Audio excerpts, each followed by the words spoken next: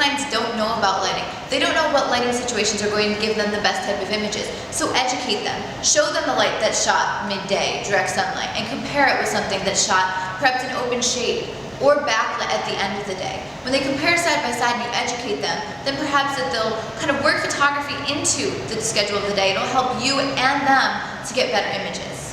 In the Pop Photo Posing app, specifically the wedding app, I'm shooting a lot of my images in midday, but I'm really controlling my lighting. And I have a variety of other educational materials on this. I'm actually working on books and DVDs, educating people how to work in midday light.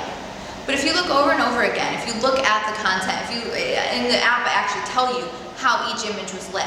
I tell you whether it was open shade or backlit, and if I used a reflector or a diffuser. But what I encourage you is basically just pay attention to the light on the face. Obviously, avoid direct sunlight at all costs, but really look at the light. Where are the highlights and the shadows?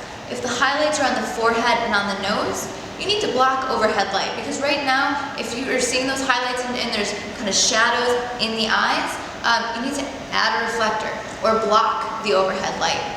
For me, typically, a great solution is to stick the couple in the shade and to try to bounce some sunlight back into the eyes. That's really, really simple solution.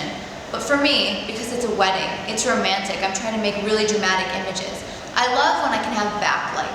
So midday, later in the day, let's say 3, 4, 5, 6 o'clock, if I can get backlight, so the light's hitting the back shoulders, hitting the hair of the subject, I'll have an assistant bounce light with a silver reflector back into their faces, and it just creates beautiful image. Maybe I can add lens flare on purpose, but usually it just gives you a nice rim light on the hair, fill light in the front, and it creates that magical moment that the couple's looking for. So if you read through the app, I tell you how each image was lit. So if you find something that you like, go ahead and take a look and see how it was lit.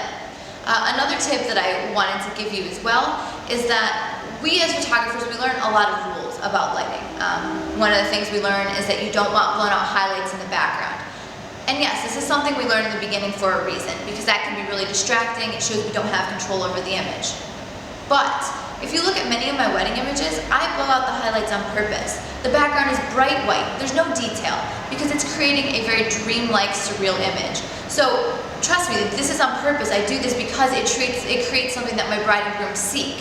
So if you're comfortable with the rules of photography, now it's time to break the rules. It's time to experiment, because it will help you create those memorable images that people seek out.